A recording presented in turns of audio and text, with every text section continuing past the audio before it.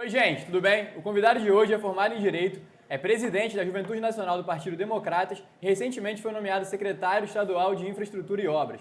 Bruno Cazorriro, muitos de vocês já conhecem, está aqui conosco no Bar Léo para mais um Mesa Viva.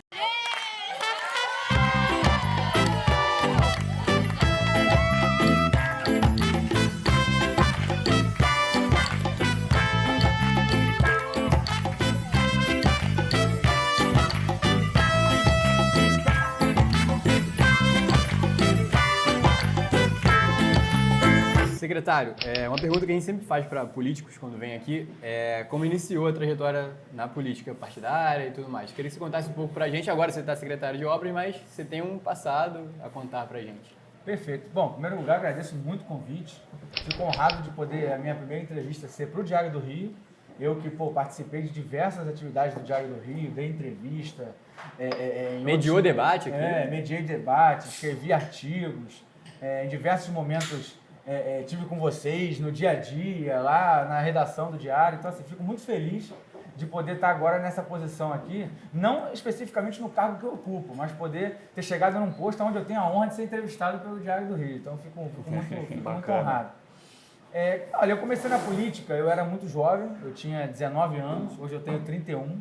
Eu sempre gostei de política, assim, desde criança eu assisti o horário eleitoral, eu queria decidir quem meu pai e minha mãe iam votar, mas eu não tinha uma família envolvida com a política, eu não tinha um padrinho político, eu não tinha, assim, uma família com muitos recursos. Eu sou nascido e criado em Campo Grande, na Zona Oeste, e, assim, eu não tinha muito acesso à política. E um dia eu li uma revista que tinha uma matéria com o César Maia, ex-prefeito. Naquele momento ele era o prefeito.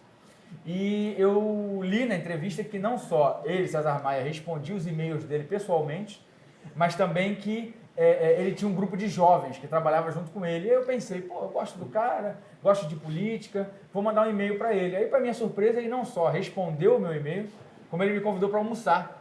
E aí eu, campograndense, corri no calçadão de Campo Grande, comprei calça nova, camisa nova, sapato novo, que era para eu poder estar bem lá no dia. Pesquisei na internet como é que comia com 3 garfos, 3 facas, que eu achava que ia ser um banquete, que ia ser chique. Cheguei lá, era uma mesa simples, uma comida simples, uma pessoa simples, que eu já admirava como político, passei a admirar como ser humano. E ele me convida, nesse dia, 2007, para integrar a Juventude do Democratas. Eu fui membro da Juventude durante 2 anos, depois vice-presidente no Rio de Janeiro, depois presidente no Rio de Janeiro, e aí já no final da minha presidência no Rio de Janeiro, depois eu vim a ser presidente nacional, como eu sou atualmente, ele me convida, eleito vereador, para ser o chefe da assessoria legislativa dele na Câmara, né? E aí foi a primeira vez que eu tive, assim, um vínculo mais forte. Eu tive estágio na Assembleia Legislativa, eu tive um período que eu fui ajudante lá na sede do Democratas, do partido, mas o meu primeiro vínculo foi aos 25 anos na Câmara de Vereadores. E 7 anos depois, eu saio da Câmara de Vereadores para assumir esse desafio, que muito me honra, de ser secretário de Infraestrutura e Obras do Estado. Agora, o Felipe já adiantou e você acabou de dizer também que recentemente você assumiu o cargo de secretário da Infraestrutura e Obras do Estado. Uma pergunta bem direta, assim, quais são as suas prioridades? Você que assumiu tem pouquíssimo tempo, né? Foi uns 4 dias, né? Questão de dias aí. Então, quais são as prioridades da gestão? Perfeito. Olha, o secretário, ele sempre tem a sua prioridade pessoal, digamos assim. Então, é claro que eu tenho uma inspiração, uma vontade de trabalhar com temas como a infraestrutura de logística, a infraestrutura de mobilidade, questão de ferrovias, estradas, que tem também muito a ver com a Secretaria de Transporte. A gente vai ter que fazer uma combinação, um trabalho conjunto, mas nós temos também não só as nossas prioridades, como indivíduos e como gestores públicos, mas a gente faz parte de um governo. Eu, como secretário de infraestrutura, eu tenho também que entender quais são as prioridades da gestão do governador Wilson Witzel. E eu tive uma conversa com o governador, uma conversa muito boa, ele foi muito simpático comigo, me tratou super bem e me passou algumas prioridades. A primeira questão que ele gostaria que a gente tratasse é os conjuntos penais verticais. É um novo modelo de complexo penitenciário que respeita os direitos da pessoa que está ali detida, respeita os direitos humanos. Então é um modelo que, ao mesmo tempo que defende os direitos que são propostos por uma linha política que às vezes até critica o governador, mas ele está fazendo um modelo que tem todos os pré-requisitos de respeito, de promoção desses direitos, quanto ao mesmo tempo ele reduz o déficit de vagas no sistema prisional. Então é uma prioridade do governador, que a gente, claro, encampa, que é o desenvolvimento desse projeto dos conjuntos penais verticais, que vão ser feitos com estruturas bastante modernas. É um desenho da nossa secretaria, da subsecretaria de projetos, tem estruturas metálicas, torna a obra mais barata, mais moderna, mais sustentável. É uma prioridade. A segunda prioridade são conjuntos habitacionais, né? O governador ele tem muita vontade de poder fazer alguma coisa pelas áreas de risco. E se você tem que remover as pessoas para um outro local, você não pode remover elas para longe, você não pode destruir ali o senso de comunidade que ela tem. Então, os conjuntos habitacionais seriam uma forma de você fazer algum tipo de desapropriação ali na própria área da comunidade, criar conjuntos habitacionais dignos, tirar as pessoas da área de risco e colocar elas para morar num lugar digno, com a propriedade da casa, com a chave do apartamento. Então, essa é uma segunda prioridade que a nossa secretaria vai tentar avançar. O terceiro tema tem tudo a ver com esses conjuntos habitacionais, é um programa chamado Comunidade Cidade. O Comunidade Cidade é como se fosse uma evolução do programa que foi o César Maia, inclusive, que capitaneou na prefeitura, chamado Favela Bairro, que é um programa de urbanização de comunidades, né, mais humildes. Então, a Comunidade Cidade é como se fosse um favela bairro mais moderno, com inovações de políticas públicas, de algumas tecnologias de engenharia, de urbanismo, né? A gente está trabalhando, já tem uma subsecretaria também nossa, chamada Subsecretaria de Urbanização, que está focada no Comunidade Cidade.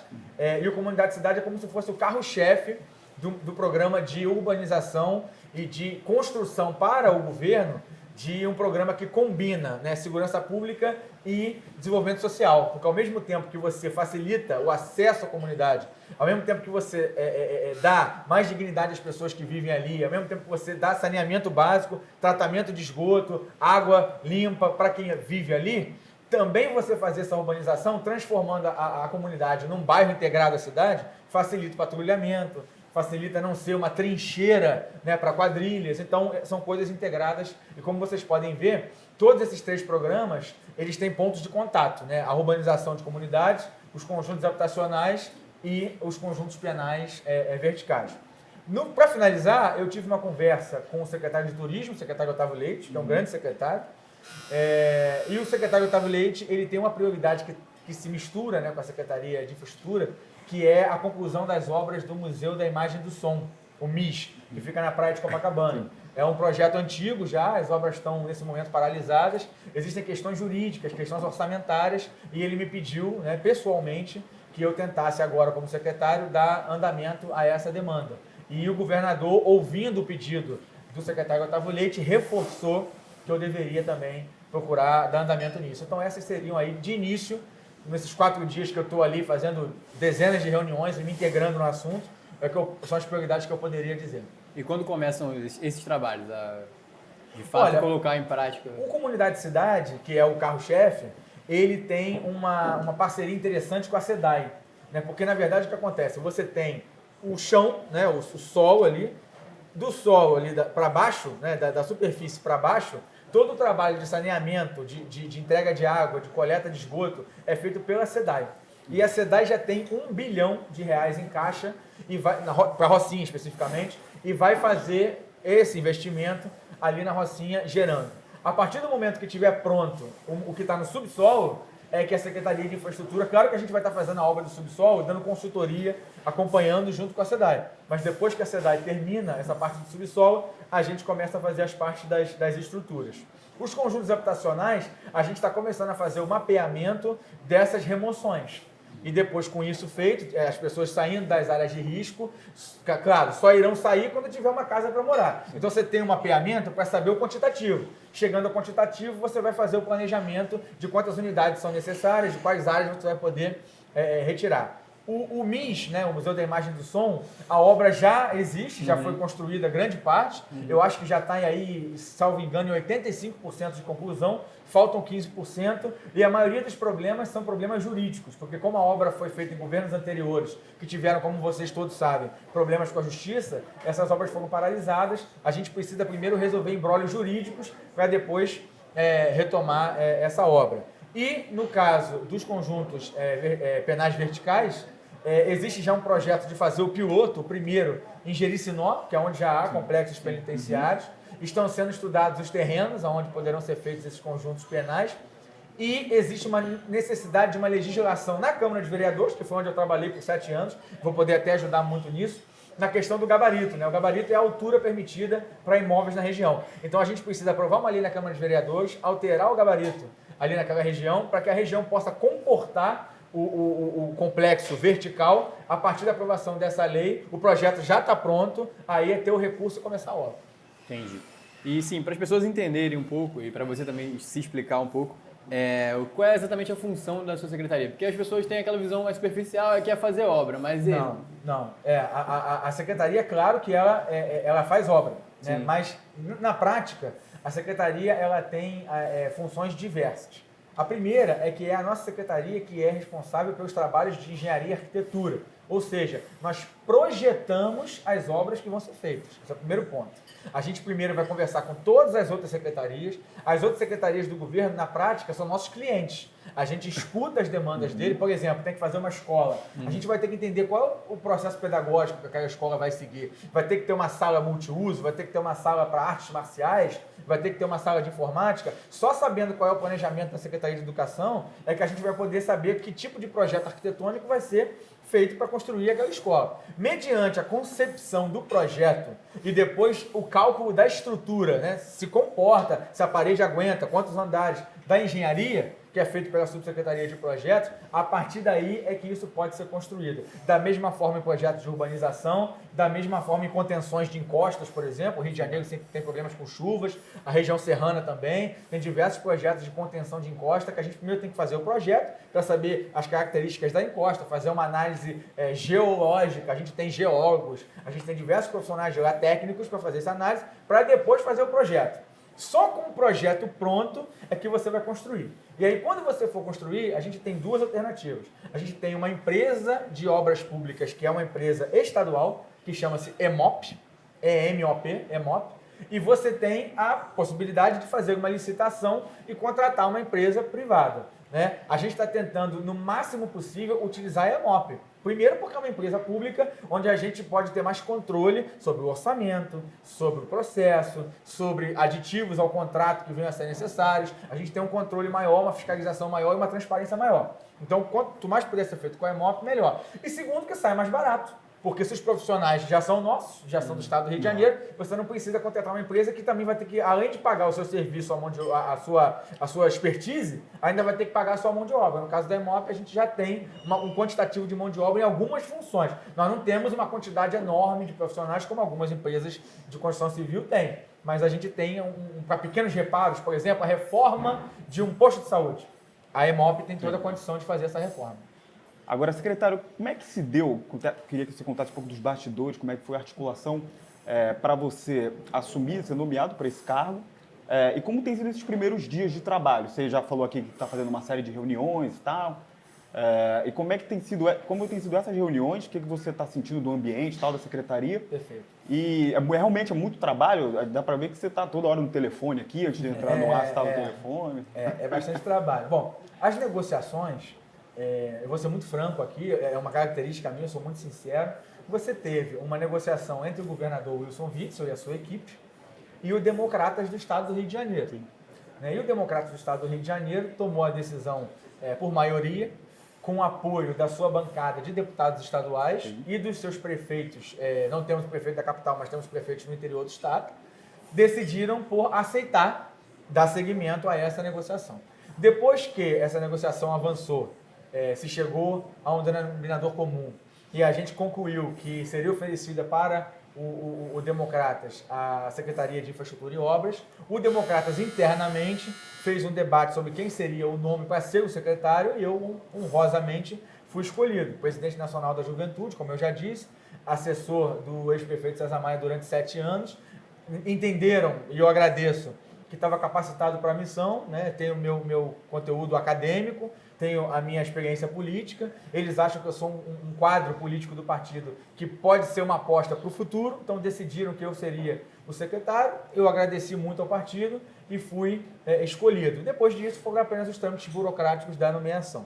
Feita a nomeação, né, eu tomei posse na segunda-feira, aí o trabalho realmente foi gigantesco, né? Já na sexta-feira, quando saiu no Diário Oficial a nomeação, antes mesmo da cerimônia de posse, eu fiz uma visita à secretaria e fiz questão de visitar todos os setores, apertar a mão de cada funcionário que está lá e entender melhor qual era a função de cada um, o que cada setor fazia, as condições de trabalho, porque é uma coisa que eu aprendi com o César Maia, que é a valorização do servidor, o respeito ao funcionário. Então fui pesquisar como é que está a questão da condição de trabalho, o ar-condicionado está funcionando, será que tem infiltração em alguma sala? Me passaram algumas demandas, né, para melhorar o ambiente de trabalho, as condições de trabalho, que eu anotei e vou tentar. Porque você não é apenas gestor do que a secretaria faz, você é gestor do próprio corpo de funcionários da secretaria.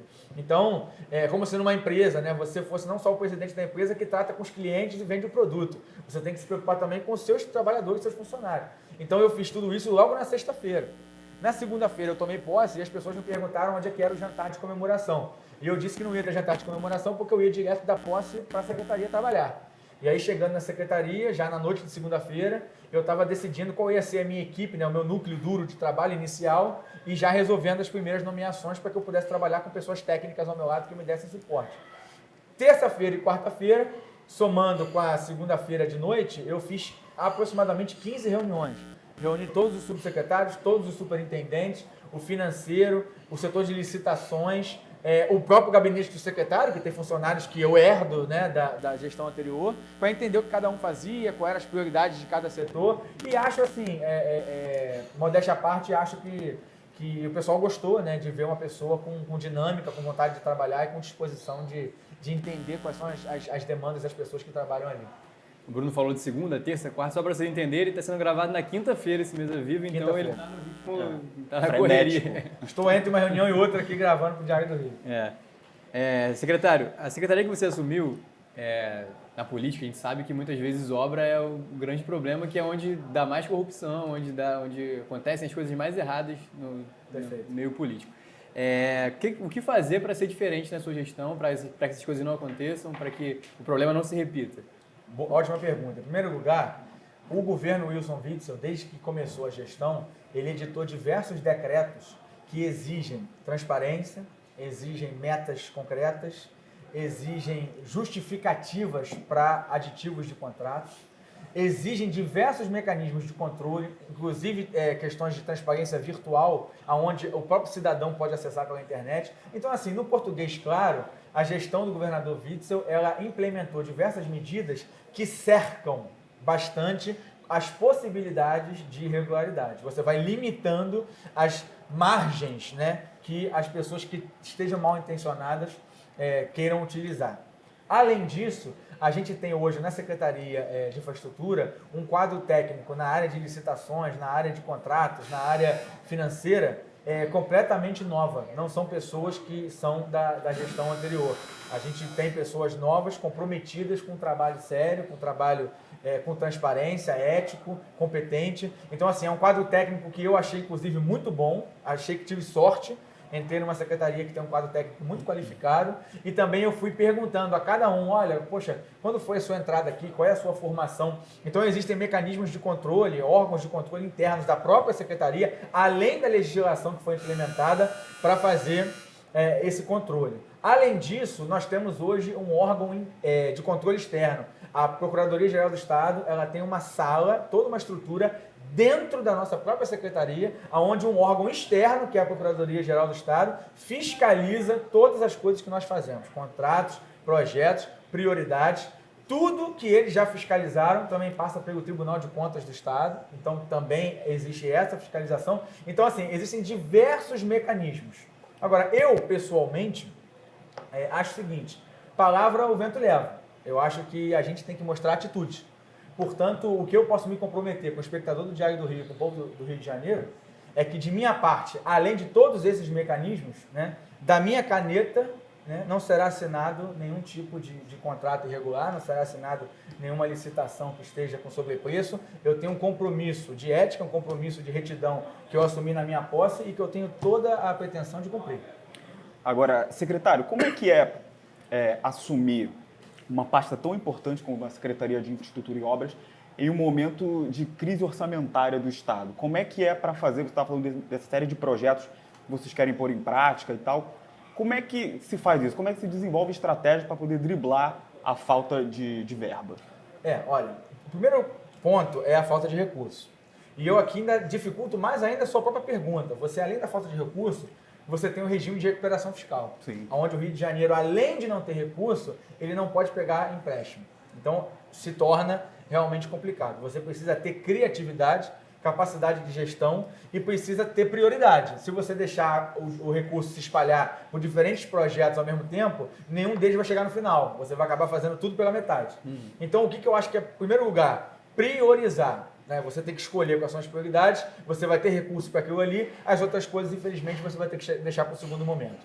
A segunda coisa é você ter um controle de gastos, onde você não permita desperdícios. Né? Se você tiver, vou dar um exemplo, uma escola que custaria X, se você entender que ela pode custar metade de X e que esse X era alguma irregularidade, e você pega isso, você agora pode fazer 2 escolas. Então, quando você faz com ética, você tem mais recurso.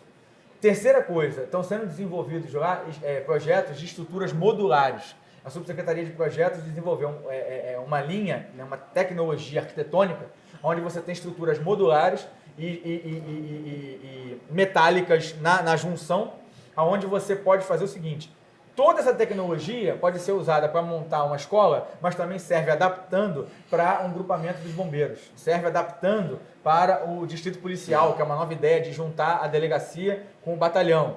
Serve para fazer diversos tipos de equipamentos públicos. Então, quando você tem essa padronização e você replica, também fica mais barato, porque você está desenvolvendo uma vez só e vai poder replicar. E essa tecnologia tem uma durabilidade de 200 anos, tá? O material, mas mesmo assim ele custa metade do preço dos materiais que eram utilizados anteriormente. Então, com criatividade, com tecnologia, e você não fazendo coisa errada, você tem recurso. Agora, é verdade que não tem recurso para tudo. Você vai ter que ter prioridade. Está falando de prioridade, de não ter recursos. Um outro problema da Secretaria de Obras são obras inacabadas, que é uma constante também que a gente costuma ver, não só no Rio de Janeiro, no Brasil todo. Sim. O que fazer também na sua gestão para que isso não aconteça? As obras inacabadas, eu tenho 2 exemplos. Eu tenho um complexo penitenciário em Jericinó também, que está com as obras quase prontas, mas não terminou. E eu tenho o MIS, né, o Museu da Imagem do Som na Praia de Copacabana. Nesse momento, né, eu estou aí há menos de uma semana no cargo, mas eu já percebi que um dos problemas maiores dessas obras inacabadas são jurídicos. Nem sempre é orçamento. Existem questões, alguma questão técnica que não foi bem explicada para o judiciário, alguma questão orçamentária que não foi bem explicada para o TCE. Então, assim, o que eu já estou tentando implementar lá na Secretaria? Eu percebi que os órgãos internos da Secretaria poderiam cooperar melhor, né? Cada um estava um pouco ilhado na sua própria tarefa. E às vezes faltavam informações, às vezes a gente perdia um prazo porque uma informação não era passada dentro do que era devido e não era passada porque o setor X não entregou para o setor Y. Então ontem, por exemplo, eu fiz uma reunião integrando os setores da Secretaria para que seja uma gestão, né, que tenha mais sinergia, que as pessoas trabalhem com mais motivação, mais integradas umas às outras, que essa circulação de informações seja mais rápida e, consequentemente, a gente possa responder às exigências do judiciário mais rápido. Eu acho que isso, pode parecer que não, mas pelo que eu percebi, isso vai ajudar muito as obras inacabadas a serem retomadas. A gente resolver os embrólios judiciais que existem com essas obras. Secretário, agora é quase como uma curiosidade aqui. Existe alguma diferença para quem está assumindo esse cargo, ser engenheiro ou não? Ou você acha que não tem... Olha, eu acho o seguinte, eu vou dar um exemplo para vocês. O presidente Fernando Henrique Cardoso, ele era sociólogo, né? E ele fez o Plano Real. Teoricamente, teria que ser um economista, né?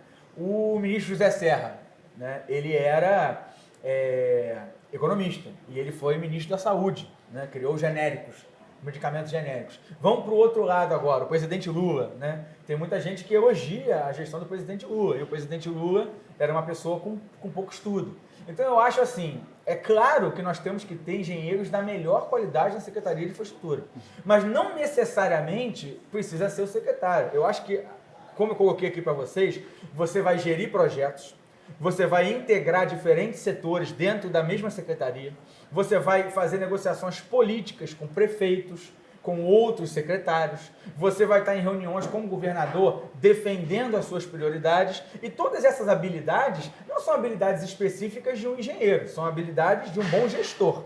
Então eu estou tentando ali tomar conhecimento de todas as informações para poder ser um bom gestor, para poder ser um bom gerente da Secretaria de Infraestrutura. Mas eu conto com um setor de contenção de encostas que tem engenheiros, arquitetos e geólogos. Eu conto com um setor de projetos que tem engenheiros, arquitetos, projetistas, engenheiros de cálculo, engenheiros elétricos e tudo mais. Então, assim, você ter uma pessoa que não é engenheiro como secretário não significa que a secretaria não tem engenheiros. Significa que você vai trabalhar com esse corpo técnico, você vai dar prioridades de gestão e políticas, e se você souber trabalhar em colaboração, eu não vejo a necessidade específica de ser um engenheiro.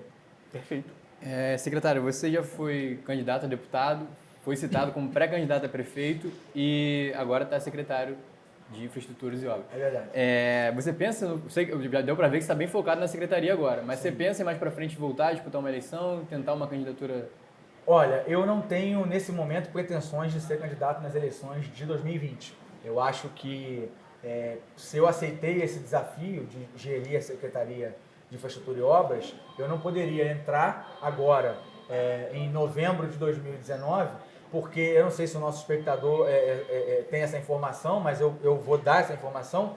Quando você vai concorrer a um cargo, você precisa sair do cargo que você exerce no Poder Executivo em abril do ano da eleição. Então isso significa que se eu fosse ser candidato em 2020, eu ficaria 6 meses na secretaria. Não faria nenhum sentido eu aceitar esse desafio para ficar lá só 6 meses. Para implementar as mudanças que a gente quer implementar, as melhorias, a nova dinâmica, não há qualquer possibilidade de eu ser candidato nas eleições de 2020.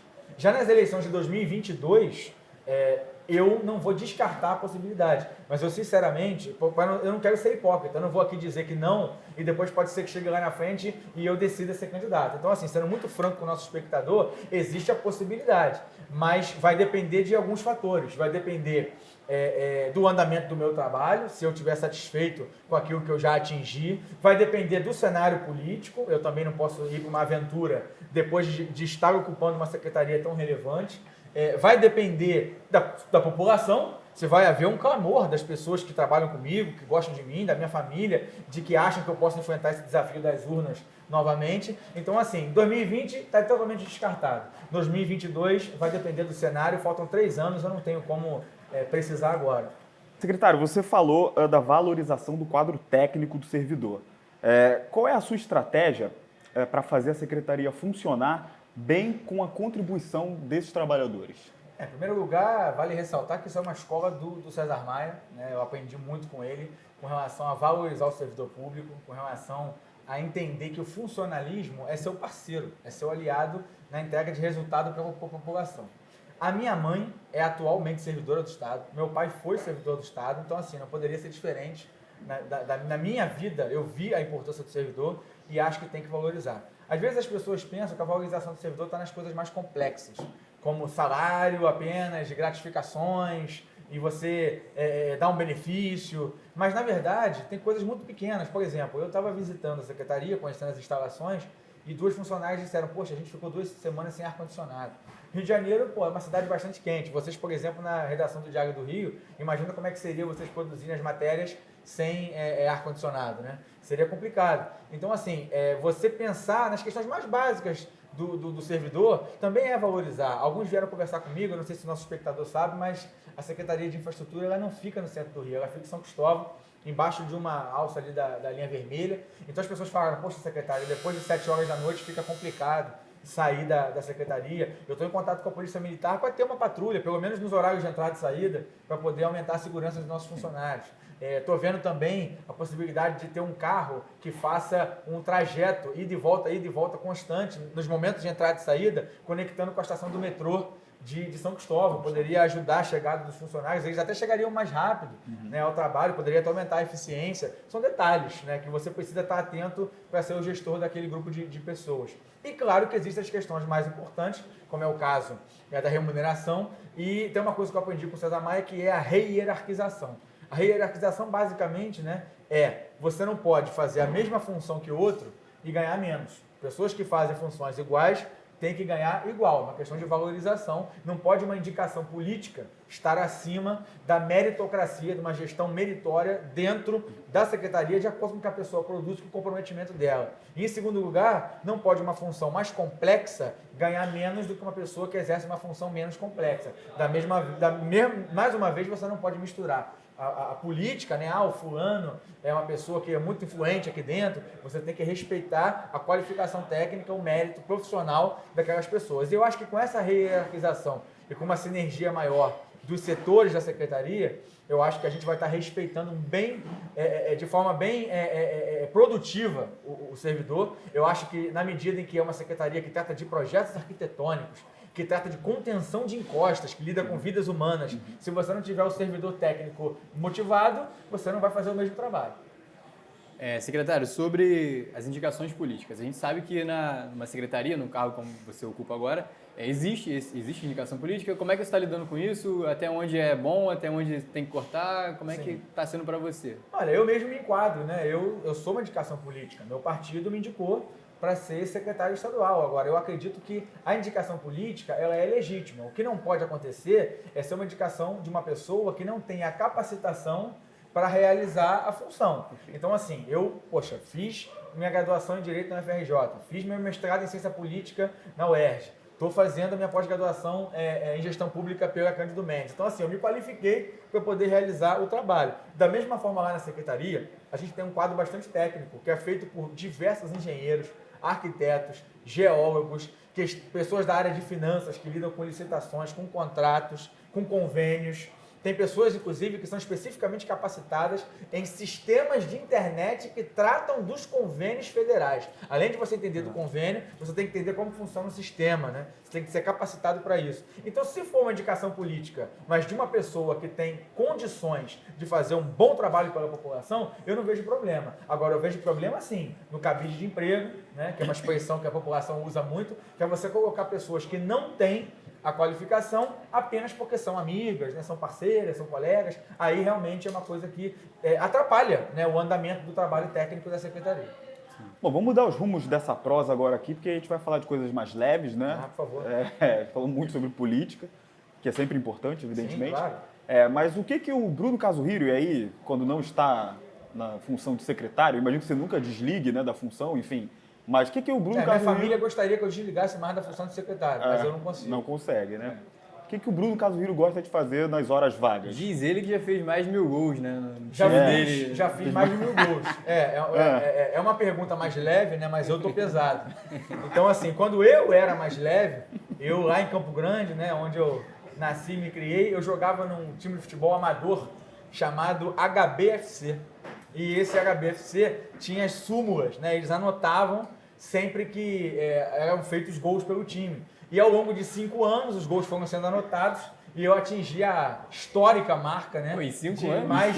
Em 5 anos. Em mais de 1000 gols. Então, se vocês quiserem aí as súmulas, eu posso entregar. Vocês vão comprovar, podem publicar. Eu nem sou bom de matemática, mas tem que ter uma média altíssima, né? Eu tinha uma média... Na verdade, a questão é a seguinte, eu tinha uma média nos primeiros 2 anos de algo em torno de 300 gols por ano.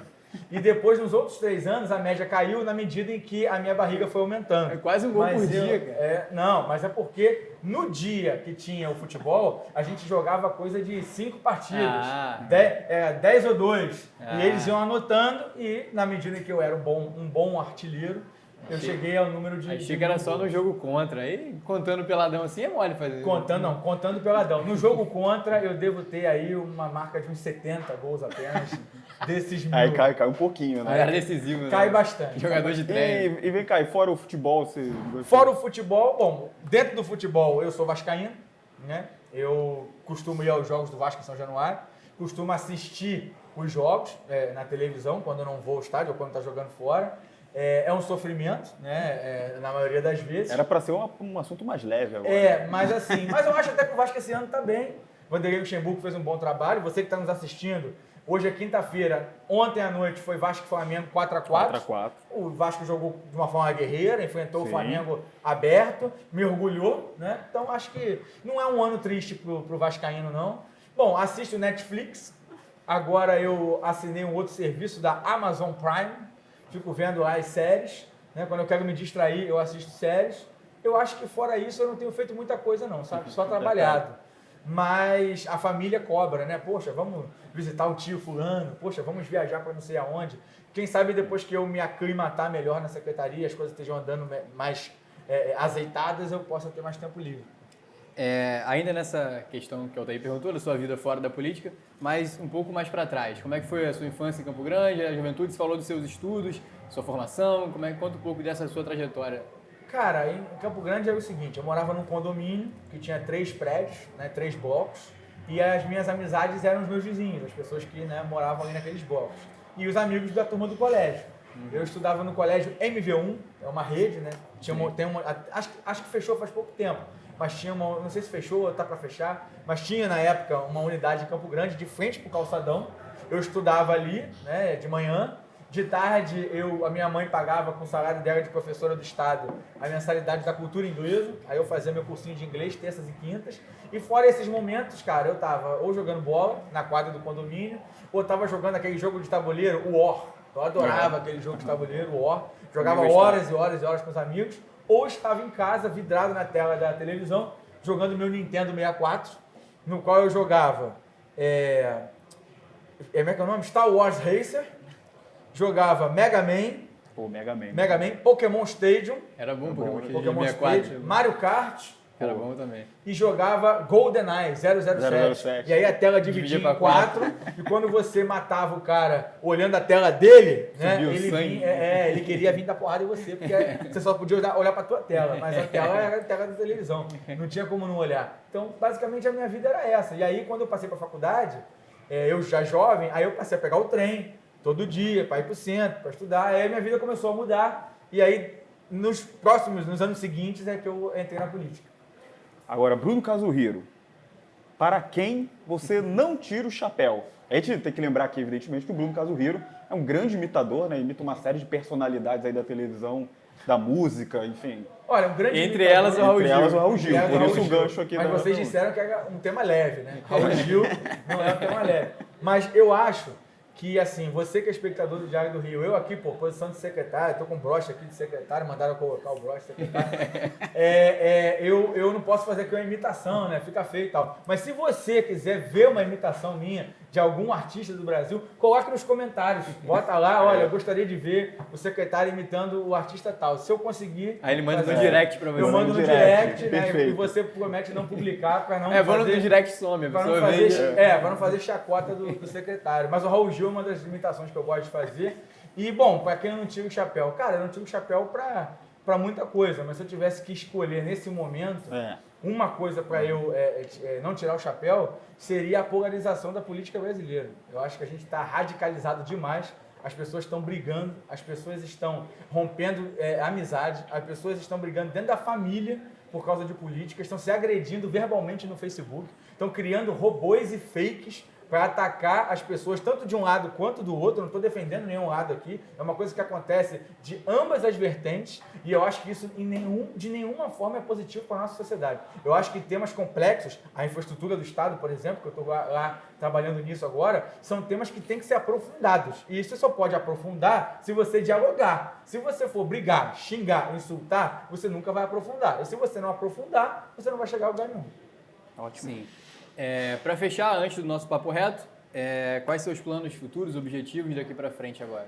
Olha, um dos meus principais planos futuros é conseguir acordar às 6 da manhã para ir para academia, porque eu preciso manter a forma, secretário e tudo mais, e todo mundo manda eu ir para academia, eu ainda não consegui direito. O pessoal lá tem mandado você ir para academia? Todos mandam, diz que eu vou ter um treco se eu não for. Trabalhando igual um louco, que eu não vou aguentar, aí tô almoçando misto quente e tal. Então, assim, as pessoas falam, cara, vai malhar, vai cuidar da saúde. Então, assim, eu já me matriculei, faz uma semana mais ou menos eu me matriculei, e agora a minha meta é acordar todo dia, ter a disciplina de acordar todo dia às 6 da manhã, não ficar vidrado no WhatsApp para responder mensagem e ler as notícias, e ter aquela 1 horinha de 6 às 7 para ir na academia cuidar. Eu acho que se eu conseguisse isso, cara, eu já estaria bem satisfeito. E agora nosso papo reto aqui no Mesa Viva, no Bar Léo. Bruno Casuhiro, um lugar no Rio. Um lugar no Rio? Pô, o Rio tem muitas belezas, né? Mas eu não costumo, assim, ser um cara que vai toda hora pro Cristo Redentor, pro Pão de Açúcar. Cara, um lugar, minha casa. Eu sou muito caseiro, eu meu relaxamento é ver televisão, é bater papo com os amigos, ler um livro, estudar. Então eu acho que eu diria ou minha casa ou São Januário, porque eu acho que o único lugar que eu mais vou, sem ser para trabalhar, é assistir o jogo do Vasco. Eu vou falar agora um time de futebol, mas vou mudar aqui um pouquinho. Não pode Vasco. Fala um time de futebol sem ser o Vasco. Não, então uma escalação do Vasco, vai. Mas escalação já do que você Vasco? já revelou seu time aqui, você foi uma... Rapaz, olha, eu lembro do Vasco de 2000, mas eu não vou lembrar a escalação toda, né? Mas eu lembro que tinha um quarteto, que era Juninho Pernambucano, Juninho Paulista, Romário e Edmundo, que jogaram o Mundial de 2000. A gente, né, quem diria, foi vice do Corinthians, né? Nos pênaltis. Mas, pô, era um timaço, né, cara? A gente foi pra final e eu lembro de gols antológicos, eu lembro do Edmundo dando um drible do peão no cara do Manchester United, pegando a bola do outro lado, fazendo gol. Praticamente, cara, o drible que o Pikachu fez ontem, né? O cara de costas deu uma caneta no cara do Flamengo, driblou o segundo, tomou uma porrada pênalti. Eu acho que, assim, aquele quarteto do Vasco foi a minha infância, né, cara? Assim, teve o Roberto Dinamite, teve craques, mas eu não vi. O que eu vi foi esse quarteto que jogava muito. Eu lembro de um gol contra o São Caetano também, que um Juninho tocou pro outro. Acho que tocou para o Romário, né? Aí o cara tocou para trás e ele chegou de chapa, botou na gaveta, né? Onde a Coruja adora. Fomos campeões brasileiros contra o São Caetano. Pô, aquela escalação ali era... E tinha o Elton no gol, era um time mais Jorginho na lateral, era um grande time. Sim. É uma escola de samba. Portela. Eu sou portelense e a minha mãe conta que eu virei portelense, que um dia eu estava na casa da minha avó e aí estava aquela coisa, né? Carnaval, passando o feriadão na casa da avó. Porque Campo Grandense, cara, você viaja para Garatucaia, você viaja para Iguabinha, né? Tu não tem aquele carnaval para Salvador, tu não tem dinheiro. Então era isso, né? Passar o carnaval na casa da avó e tal. Aí eu ia para casa da minha avó e eles ficavam vendo desfile. Aí minha mãe disse que apareceu a lista das escolas na televisão e eu fui andando assim para a televisão, criança, devia ter uns 5, 6 anos, e eu apontei assim, eu vou torcer para essa aqui. E era Portela. Tava lá embaixo, né? Nessa época a Portela não ganhava nada. E eu até hoje torço pra Portela. E eu escolhi, não sei nem porquê. Um bar no Rio. Barléu. Ó. Barléu. Bom gancho. Claro, bom chopp, né? Que tem um colarinho que não é... Porque fala mal do colarinho. É creme, né? É creme. Não é colarinho. É creme. É creme. creme. A gente aprendeu aqui. Aqui, pra proteger, né, as características do chopp que vem embaixo do creme. Então, como é o único bar onde me ensinaram alguma coisa, né? E é um bar onde eu vim muitas vezes para fazer coisas pro Diário do Rio, Barléu. Barléu, ótimo. Agora, aquele momento que muitos políticos ficam suados, tremem, Eu já tô ficam suado, nervosos. tá quente. Uma música, mas é para cantar. Pode ser um refrão de bloco, uma letra que te remeta a Rio de Janeiro, pode ser uma letra que remeta a sua vida. Uma música? Mas tem que cantar um trechinho. Mas tem que remeter... Pode ser qualquer música. Qualquer música. Mas você tira só o hino do Vasco, só, pra não ficar muito Não Vasco, é música, assim. né? Não, agora eu vou dizer agora falando sério, um momento de emoção. Momento de emoção. Arquivo confidencial. Arquivo confidencial, vai Está no entrar minha arquivo, mãe aqui vai no telão. Tal. A família vai se bescar ali. Isso. Não, tem uma música que eu gosto muito, que é uma música do Jeito Moleque.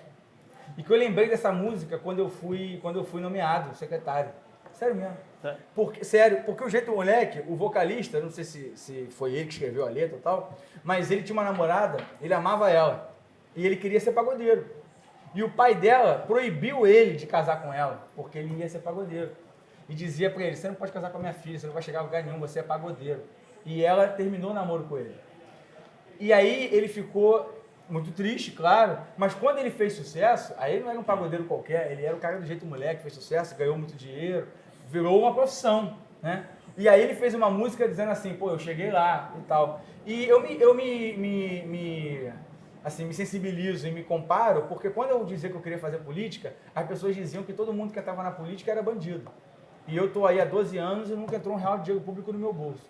As pessoas diziam que eu não ia chegar a lugar nenhum, porque eu não tinha padrinho, porque eu não tinha sobrenome famoso. E hoje eu sou secretário de infraestrutura, vim de baixo. Então a música do Jeito Moleque era assim, para tudo, sou eu que tô tocando no rádio, quero saber o seu comentário, me diz se você gostou ou não. E aí ele vai cantando, né? Tem um texto que ele fala assim, esperamos tanto esse dia, poder mostrar para sua família que o meu sonho é profissão. E é isso, meu sonho virou profissão também e eu acho que essa música retrata. Pô, cara, só no Diário do Rio você vê o secretário de Infraestrutura e Obras cantando Pois Jeito Moleque. Eu me emociono, porque é verdade. Muito bom. Já que você está emocionado, vou encerrar então. Que é pra também, de repente, você gera mais comoção aí. Um ídolo. Ah, César Maia. César Maia. Pô, se perguntar, primeiro ídolo, César Maia. Segundo ídolo, César. Terceiro, Maia. Pô, olha só, o cara era prefeito. Aí vem um garoto que nem eu, manda um e-mail pro cara. O cara não tá nem aí pro e-mail, pô, é prefeito. O cara me recebe. Aí depois ele vira pra mim e fala assim, pô, você tá fazendo direito e tal, você não gostaria de estagiar na Assembleia Legislativa? Porque você aprende mais sobre o processo legislativo. Aí, pô, me arrumou lá, me indicou para um deputado, pô, tô lá, estagiário na Assembleia Legislativa. Aprendi muita coisa que depois eu apliquei na Câmara. Aí depois o deputado perde a eleição, eu fiquei desempregado, não tinha mais o estágio nem nada. Aí eu fui conversar com ele. Aí ele falou assim pra mim, já sei, você veio me pedir uma outra colocação. Eu falei, não, pô, vem dizer pro senhor que eu quero ajudar o senhor independente de colocação. Porque eu gosto do senhor. Aí ele falou pra mim, só por isso eu vou te ajudar. Aí me botou de assistente jurídico do partido, da sede do partido. Aí depois ele vira vereador, me chama com 25 anos e fala, você vai chefiar minha assessoria na Câmara, assessoria técnica, legislativa. E aí eu falei, mas eu não vou dar conta, pô, só tenho 25 anos. Aí ele vira pra mim e fala, eu prefiro alguém jovem que eu confio e que vai aprender do que alguém que já é mais velho, sabe tudo, mas que eu não confio. E aí agora, né, depois de tudo isso, eu não tinha mais nada a pedir, não tinha mais o que cobrar, o que esperar. Ele diz para o partido, eu, para ser a favor dessa aliança com o governador, eu gostaria de sugerir o nome do Bruno para ser secretário. Então, pô, se esse cara não for meu ídolo, não sei quem é que vai ser, né? Porque eu acho que gratidão não prescreve. Eu sou grato, então, para vocês terem uma noção, na minha casa, eu não tenho, assim, é uma falha até, eu não tenho um porta-retrato na minha casa, eu e minha mãe e meu pai. Na minha casa, minha mãe tem, minha mãe, meu pai e eu. E eu morava com eles, tem lá. Mas depois que eu me mudei, passei a morar sozinho, eu nunca parei a minha vida, pô, hoje eu vou fazer isso. E imprimir uma foto, eu, meu pai, minha mãe e meu irmão, pra botar. Mas eu tenho um porta-retrato, eu e César Maia, na minha casa. Então, assim, no ídolo tu não faz isso, tu tira uma selfie, pega o autógrafo, Sim. É a mesma coisa. O meu ídolo é ele. É isso. Encerramos assim mais um Mesa Viva aqui no Barléu. Até a próxima. Aquele abraço. Um abraço. Até mais.